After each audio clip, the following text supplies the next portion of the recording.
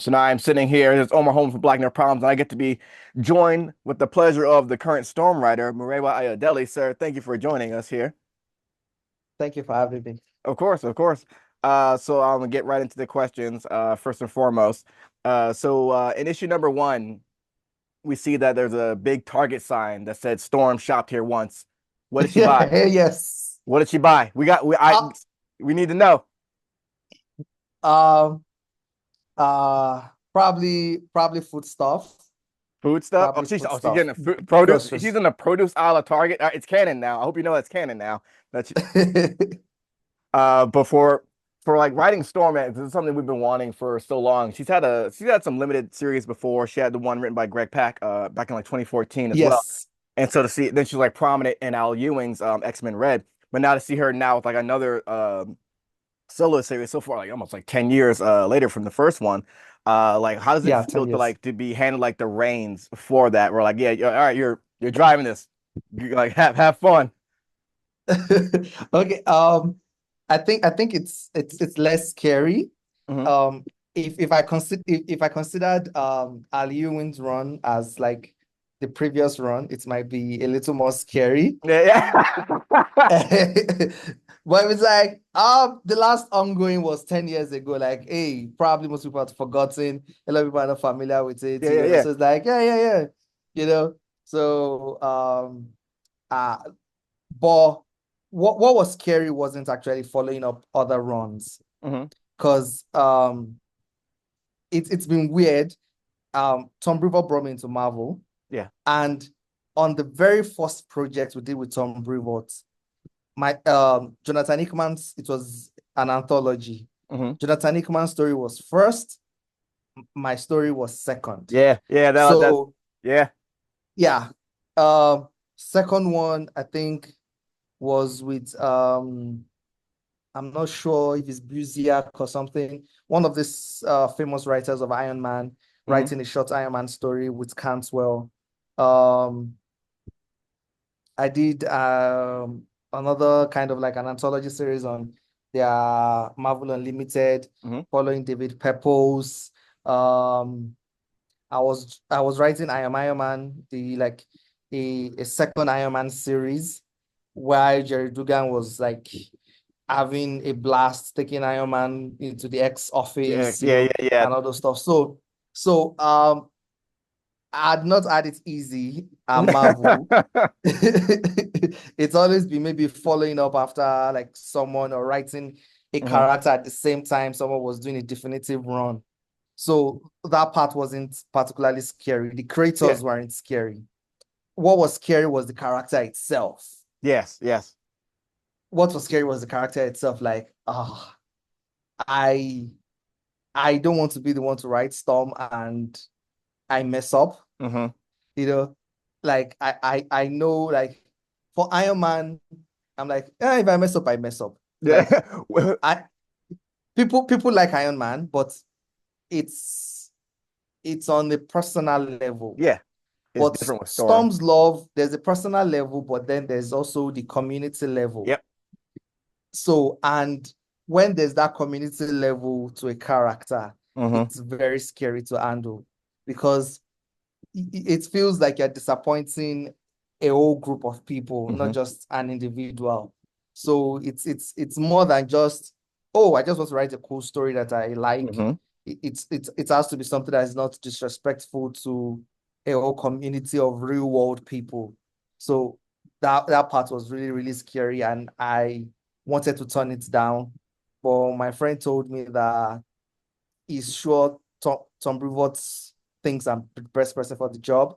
That if I said no, they might give a writer that is not as good Yeah. as I am. And every month I will have to read each issue Yep. and hate myself every Yep. single month. And while my sister was like, "You're Nigerian, at least do it for the money." So yeah, so the scariest part was the character itself, not the previous Hmm. series.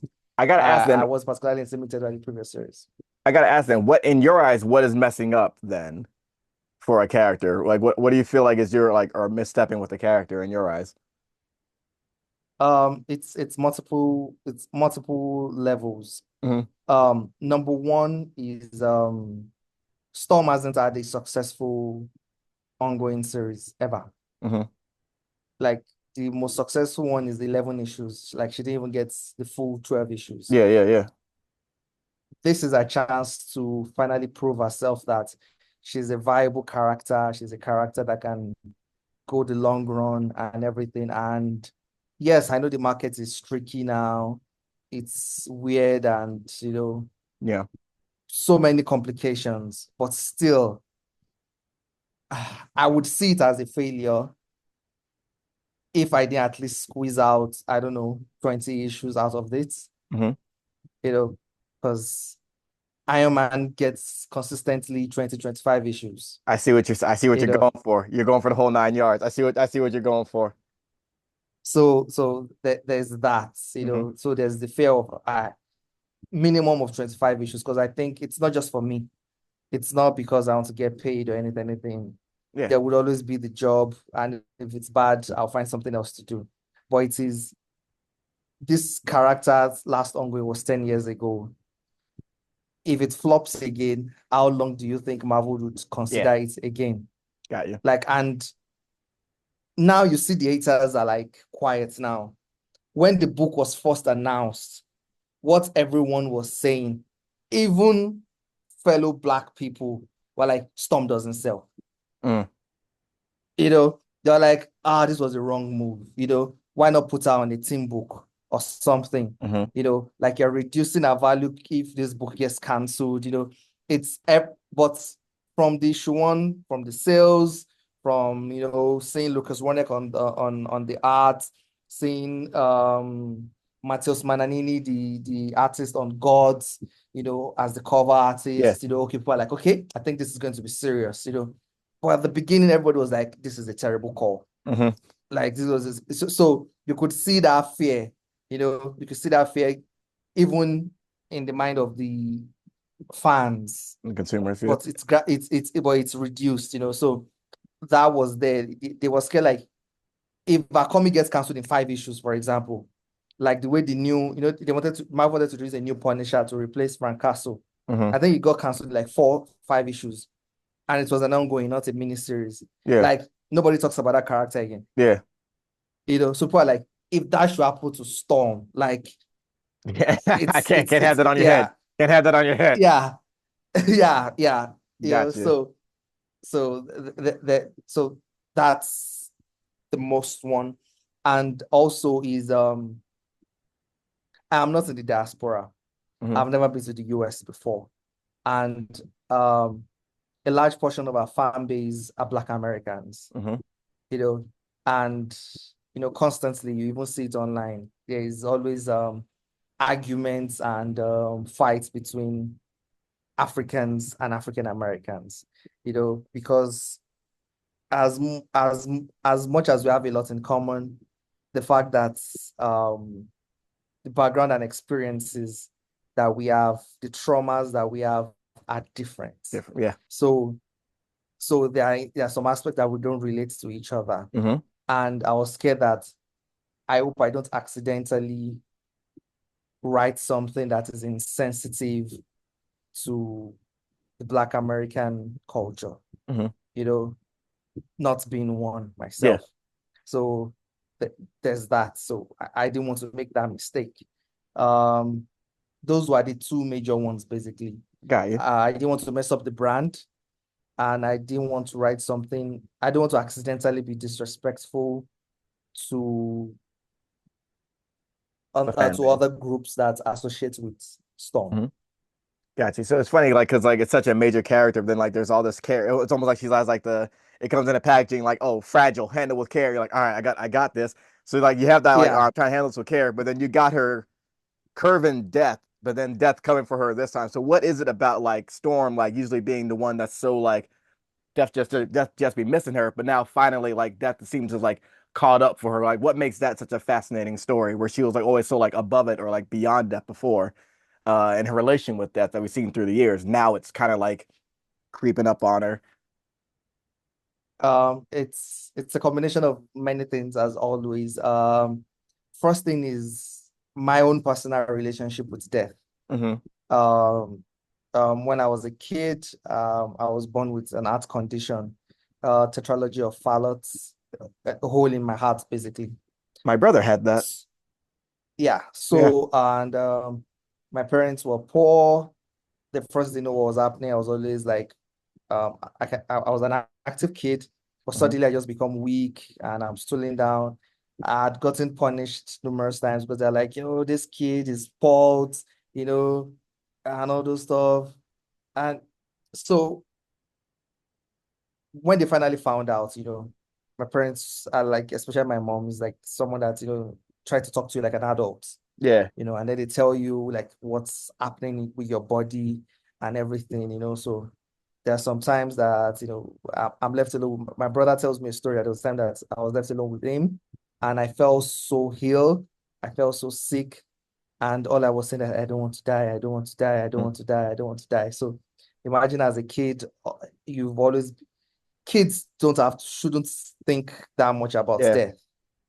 It's too early. So I've always been aware of that.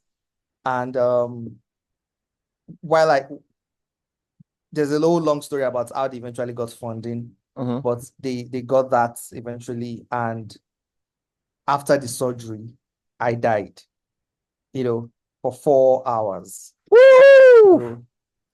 So, and my mom was a wreck, and she was in tears, she was palpitating, she was confused. She asked for a Bible. They gave her a Bible in Hebrew because it was in Yeah. Israel. She's like, I don't understand any of this. I can't read this. They tried offering her refreshments like Sprite. I just, like, and she kept saying, I don't want to go back home with a dead child. I, I, Yeah. I came back with a living child. I don't want to go Yeah. back with a dead child. And and she kept saying, I don't want to go back with a dead child. And I was eventually revived. And she got so scared to walk into the ICU, I think, or whatever they call it. Because it was when she walked in that I saw her with excitement and I crashed. Yeah. So she was scared that that would happen again. Yeah. So for 4 days, she couldn't come in. So it was until later that some of the colleagues or fellow Nigerians that were there were like, let's go in, see your kid, Yeah.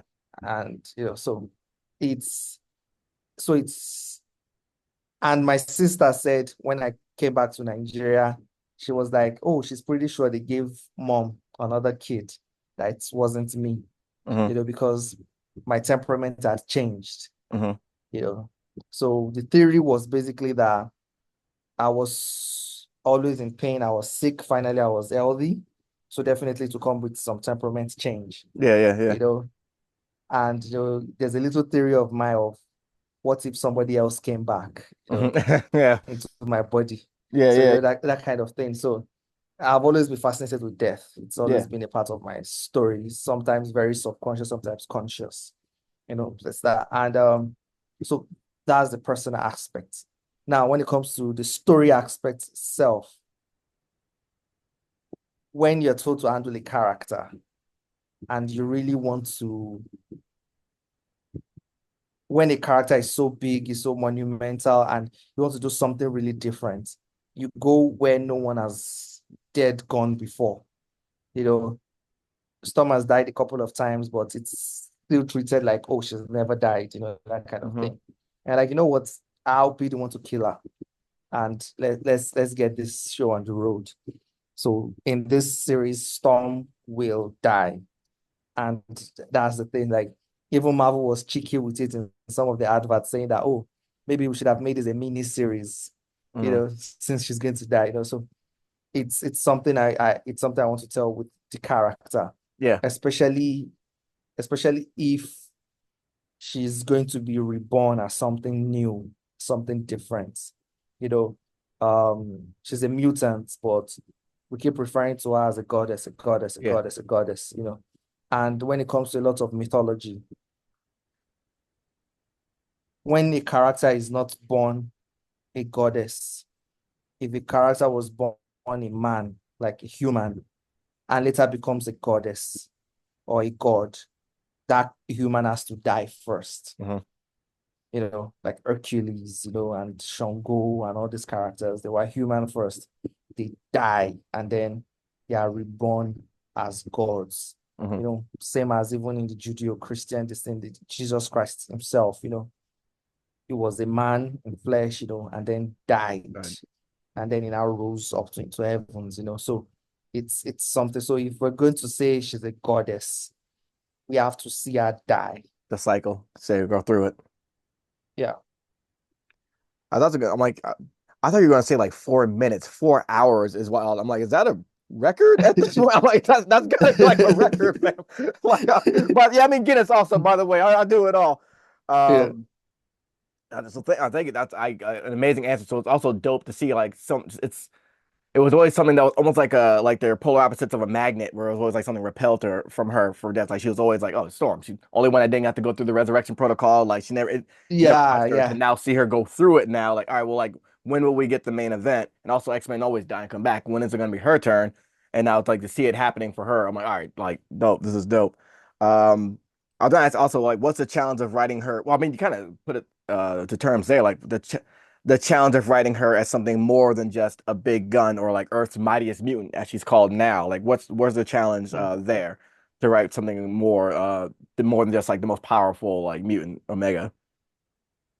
Um, uh, Again, multiple folds. Yeah, Uh, First thing is, oddly enough, I think she wasn't written like she's written as a big gun, but I think the gun wasn't big enough. yeah, got you, So, got you. so first thing is, I wanted to make the gun bigger. Hmm. So, because I see some things like, man, this is disrespect. Storm shouldn't be, you know, Yeah. Storm shouldn't be bashed around like this. Hmm. Like, no, no, no, no, no. Like, if you want a character to beat Storm, go create some new ones. Go bring on the bad guys. Hmm. The the the major antagonist in this series is going to be Oblivion. Like, we went to go and bring the cosmic entity that existed before all other cosmic entities, Yeah. to come and to fight Storm. Like, that's what we're doing. Like, if you're saying she's the Omega of Omegas, if Hmm. you're going to bring anybody to fight her, to battle her, to challenge her, that being has to be well beyond Omega. So Yes. the first thing was, I'm going to establish her to be a bigger gun. So there's none of the reducing her, make it grounded. Hmm. And no, I wasn't going to do that. So that was the first step. And the second one was it's not only for Storm, it's also for a lot of female characters. Yes. Um, Female characters in some periods have been written weak, emphasizing more of the feminine nature that they have. Now, Hmm. I'm using weak in quotes here. And to fight that, um, we've now made them strong, you know, hence pushing them towards strong also in quotes, hence pushing them towards also the masculine ends of things. Hmm. And it's real life women and neither of these things. They are not the I succumb and I'm Yeah. Yeah. soft and all those stuff. And they're not always all brutish ads. Every man Yeah. around Yeah. me Yeah. has to bow before me. You know, they are a careful balance of these two things. Like, it's hard because every time we complain about women as men, we complain about women and say they're so complicated, they're so complex. And at the same time, when we now try to write stories about them, we simplify them. Hmm. And it's men that we say, oh, are simpler. Like, oh, when you have a guy, before you know it, you're like friends, you flow easily. And then when we try to write stories about them, they're the ones that have complex character traits. Hmm. So I'm thinking that, okay, for Storm, I want to bring all these aspects that we've seen. As in Al Ewing's zone, she was more fierce. Hmm. We're going to have that. In Chris Claremont's run, she was softer. You know, we want to have that. In some of the 2000 stories, she was slightly rebellious. Hmm. We're going to have that. So we're not going to take those three things and we're going to mix it. Yes. Rebellious Storm with fierce warrior Storm with soft motherly Storm. So those are the three tent poles for the Storm we're going to have in this series. Hmm. So that's why you can see our facial expression change a lot in this series, Yes. way more than you've probably seen in some comics. Even in how she expresses herself through her clothing. And Hmm. that's also why we adjusted our eyes. You you saw more of her eyes earlier in her creation, Hmm. the blue eyes, because she was softer. And in recent times, you saw mostly the white eyes Yep. because she was more fierce. So now we're balancing it like, oh, it's only when she uses her powers, the eyes turn white. But when Yes. she's talking, when she's it's blue, try to balance it. So you see all the full spectrum. And when it's even more fierce or tougher or something, the eyes just don't turn white. They crackle with static Yes. electricity. So, those are kind of things we're playing around with. So we are trying to see if we can capture at least if we might not be able to do it 100%, but at least try to simulate the complexity that we see in real life women and Yes. try to put it on this character. Yes. I'm freaking loving this, man. Speaking of like you talking like the things that she had, like the Trinity that she has now, but like she has something new now with her sanctuary that's like a floating headquarters for her. My question is, who built the sanctuary, or was it something she just paid like all cash for, hands down, or does that get Um, revealed later? it's going to be revealed later, but I think it's okay if I spoil it. It was built by a few people in the Marvel universe. Hmm. She being the overhead, basically like, hey, I need this done. Yes. Can you build this for me? So it's Shuri, Moon Girl, and Iron Man. Hmm. So those are the three people that Oh, built the I thought Storm I thought Sanctuary. Ford's gonna be in there. I was like, oh man, I was like, sure, all right, all right, all right, top three. I'm like, not mad at that, not mad at that, not mad at that. Yeah. So it's those three people, Hmm. and so those are the ones I can. It's those three people that built it. So there are still some secrets in the sanctuary. Got you. Like for example, what's the power source? Yes. That is going to be revealed in Storm issue 6. Okay. I get to see what the power source is. There's some secret things that even Storm does not know is there Got you. Oh, because yeah, and you wonder how did it get there? You yes. know, that's because someone else knows about that sanctuary. Someone else has control. And we'll find out who that someone else is later too. So you're going to see something that Storm built with her own hands, like with the help of friends, of course. Yes. See it suddenly become this mystery that starts giving off that cosmic thriller thing. So the series itself is not going to only got it's not the only thing that's going to be cosmic thriller. Yes. Even a base is going to give that impression. So it's gradually going to have more and more mystery and things like that. The way the Sanctum Sectorium for Doctor Strange, Hmm. is linked to a lot of mysticism. Gradually you're going to see the Storm Sanctuary linked to a lot of cosmic significance. Nice. For I guess so we're getting like little hints of that. You sent me the preview for issue 2, so I guess we could talk about like some. Can I talk about that in this interview? Like I guess with a Yes, spoiler warning. All right, yes, cool. yes, yes, you can. Because I'll just mention a few things like where she's now getting checked out for her condition with the radiation poisoning in the night and day hospital. I thought seeing that physician that I thought it was gonna be like the physician that didn't treat X-Men. I'm like, oh, we're gonna have medical discrimination here, but like I like the way that you flipped it, where I was like, well, no, like everybody contributed something to this hospital except for the X-Men. So I don't treat X-Men. Yeah, I both liked it, but I was like, all right, yo, that make his stance makes sense. But then another part was like, who the hell you pocket watching fall? It's Xavier on the page. Xavier bankrolls all this. You go talk to him. Why I got what the hell? That's my primary care Yeah, physician. Why I gotta do this? But I yeah, did like like that aspect and him being like you find out like that he's a mutant as well. Like because it was a great flip on what we thought was going to happen here. His bedside manner yeah, still needs some work, but I'm like yo, this is a great yeah.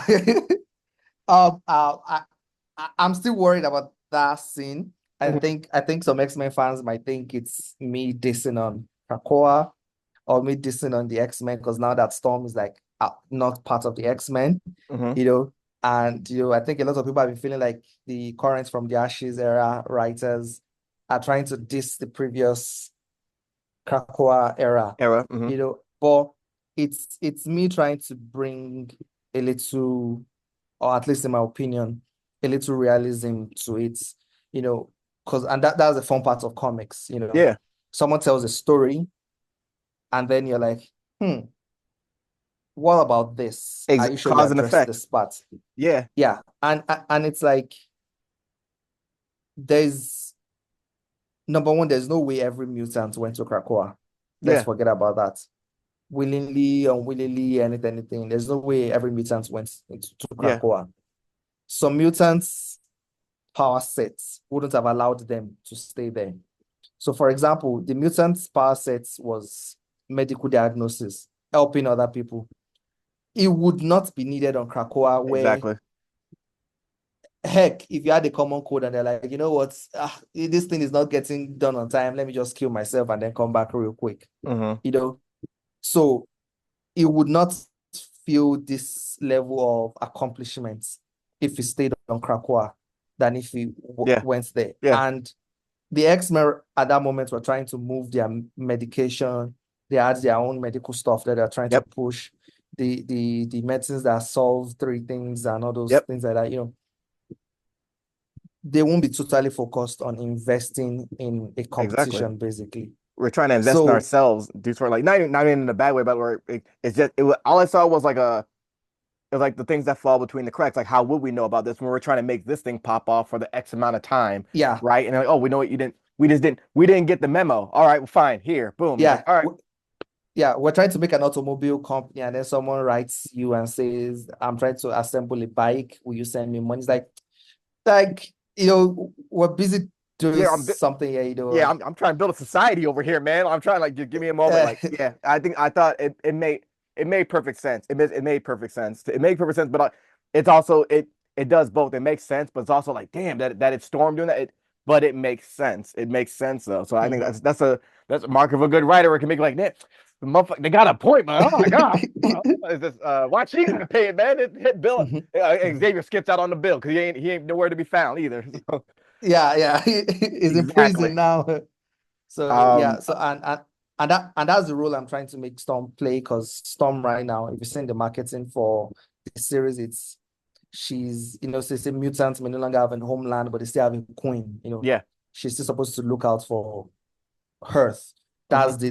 That's what she said she was going to do in issue one. She's going Hmm. to look out for everyone. So she would want to support. Yeah. And right now, I think most of the X-Men teams are broke. She's Yep. basically the one that is not broke right now. Um, and also you do something where because we see another character, Dr. Voodoo, come in. Yeah. Oh, let's see. Let's see here. Time of 9 minutes. All right, we're good. Dr. Voodoo come in. I like that you gave him I don't know if I've ever seen him have that title of Hongun Supreme before, because I know like Sorcerer Supreme for Strange, but like Hongun Supreme for Voodoo. I'm like, this makes perfect. I thought that was like a brilliant touch. Yeah, I think that was Rick Remender in I think it's Dr. Voodoo, Avenger of the Supernatural. Ah, Yeah, it was in my latest page for that issue. mhm. I'm not sure if it was before then, but when I came across that was in that was by Rick Remender. Yeah, yeah, yeah. Rick Okay, Remender, good, good. yeah, because I think Bendis in his Avengers run made Voodoo the Sorcerer Supreme, Hmm. and then there was a spin-off that Rick Remender handled. So I love that Hogan Supreme title. Yes, So I now added yes. a couple of my I made him Shaman Shaman, Unmatched, but yeah, and Ultimate Shaman. I was like, oh, I'm like, okay, yeah, get the accolades. I'm like, I appreciate that. then Babalawo Extraordinaire. Babalawo is Yoruba, Hmm. meaning Baba can also come in father, Hmm. and it can also mean great man. Awo is cult. Yes, So is Babalawo is great man of the occult. got So you. Babalawo extraordinaire. So so I had to add that, Nice. give him some extra titles, try to make it canon. Um, Speaking of like seeing other characters, I know you're gonna get asked this. So we know that she's in a relationship with Craig at NASA. Will we see him appear in this book, or is it more like, nah, we're gonna like Storm's more center stage without like without a cast? I think it's going to show up, but it might be a while. Okay, cool. And on that as well, because Araco is still up there and we don't know what's going on there. Will there be any will we see any like maybe mentioning of that or Araco happening in this run too? Um, I'm not sure yet. Hmm. There's a little story that Tom wants us to write where all the X-Men writers are going to come together to write like a one shot. Got So you. I think I'm going to address it there. I'm not sure yet. Okay. It's still so fired. Like I told you, like Storm is notorious for not going past 11 issues. Yeah, 11 yeah, issues yeah. is the max. So I have 5 issues in the bag. Got you. I had already planned the next 5 issues, 5 to 10, but I'm rewriting and trying to like make it tight because 5 to 10 is the Jinx area. Yeah, yeah, So so yeah. so I'm trying as much as possible to see how tight I can make it and exciting as I can make it so that we can break that Jinx, and if we Got can you. break 11, then we can start exploring more and more things and So things like that. after the threshold, we'll see if be We addressed. can start experimenting more and stuff. Right now, it's big stuff. Mm. Also, all right, so more of a fun part because we know Storm's also like a great singer, and we've seen her do karaoke. What songs is she listening to at in this stage of her life now, where this is like since she's dealing with like a radiation and killing her and whatnot? Like, what songs is she listening to, and like what songs is she singing in the shower, like in this stage of her life? I think in this stage of her life, she's just is cold silence, which is sad. Oh God.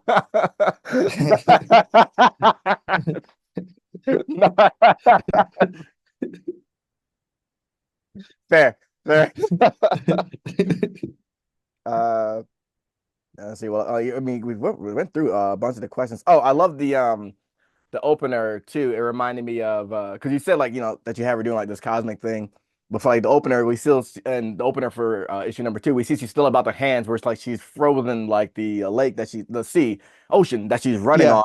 Yeah. I'm like this either feels like a Frozen reference or it feels like Soraya Bonale, the ice skater reference too. Either way, I'm like yeah, I'm like either way, I'm good with it. But like he's like, yo, we made her like a big gun, but I'm like she's still throwing hands. I'm like he gets it. He gets hmm it. Uh-huh. Putting Uh-huh. boots to dude's chest, like straight up shotgun drop kick. I'm like, yeah, they got it. They got it. Like That's her. I wrote that opening scene and I was like, what have I done? Like I basically wrote like 6 pages of just setting up Storm ambushing some guys, Yeah. like I'm running out of pages, man. I'm running out of pages. I respect. I was like, no, I was with it.